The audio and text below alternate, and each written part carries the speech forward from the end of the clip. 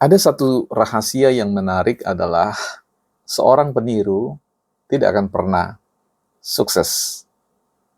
Teman-teman, selamat datang di Bukan Motivator Hebat, ruang tempat kita mendiskusikan, ngobrol bareng, bahkan nanti kita berinteraksi melalui live streaming pada waktunya, bagaimana seni memotivasi diri kita, memberikan motivasi atau alasan yang terbaik sehingga kita menemukan alasan yang bisa mengusik jiwa kita untuk bertumbuh dari hari ke hari selekas yang bisa kita lakukan.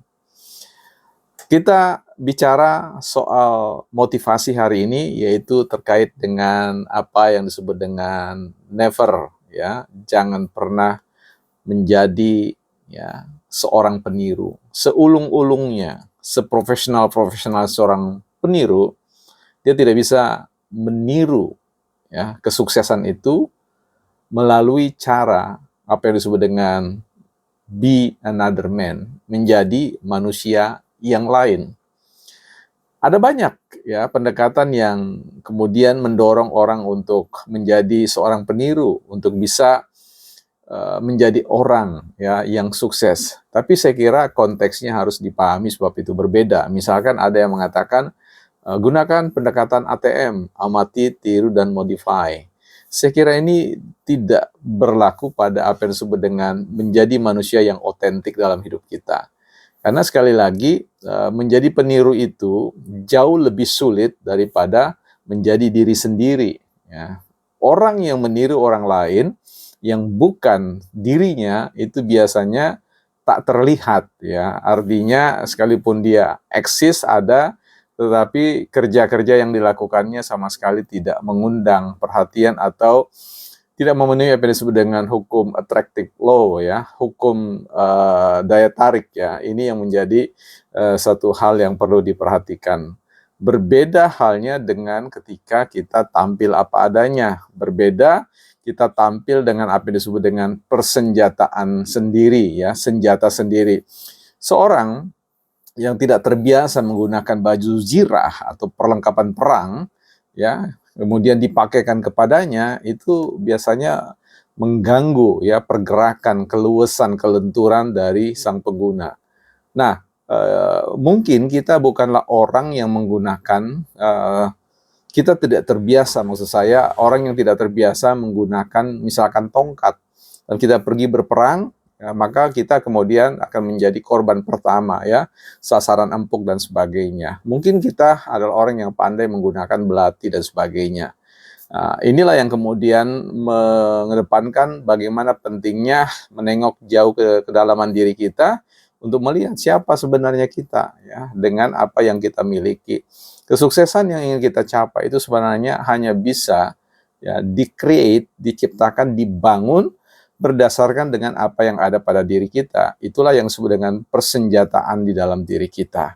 Peralatan-peralatan untuk sukses itu menyangkut tentang bakat kita, talenta kita. Semua yang mengatakan itulah it's me ya, itulah diri saya gitu loh. Diri kita, kedirian kita yang otentik itulah sebenarnya menyimpan potensi-potensi besar dalam diri kita untuk bisa memberikan kehidupan bagi kita. Nah, itu disebut dengan jalan-jalan sukses bagi kita. Nah, ini dalam buku yang saya tulis menyangkut tentang cerita terkait dengan membangunkan raksasa di dalam diri kita sendiri. Kalau kita ya menjadi orang yang merasa dengan menggunakan perangkat-perangkat kesuksesan orang lain, yang meniru orang lain, saya kira itu hanya perasaan bahwa kita sedang menjadi raksasa. Padahal sejatinya kita adalah kurcaci. Berbeda kalau kita betul-betul menggunakan apa yang given ya by God ya, sesuatu yang diberikan oleh Yang Maha Kuasa.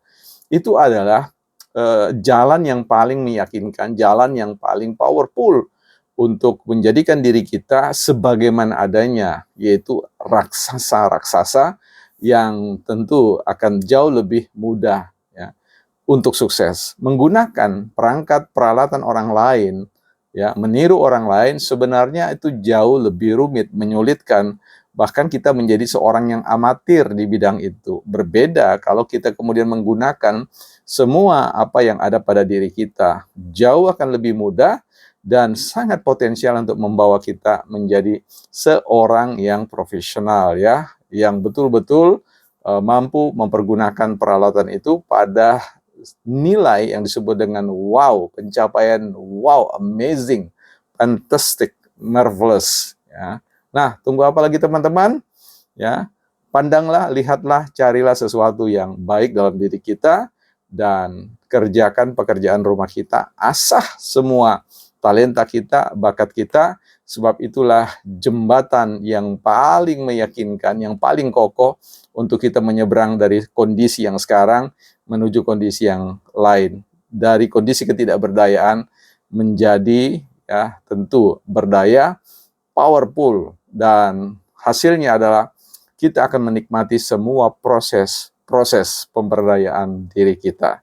So, jangan mati menjadi seorang peniru. Hiduplah sebagaimana adanya kita, sebab sebagaimana adanya kita, itulah, ya, kehidupan yang sesungguhnya, yang bisa kita nikmati. Bukan motivator hebat.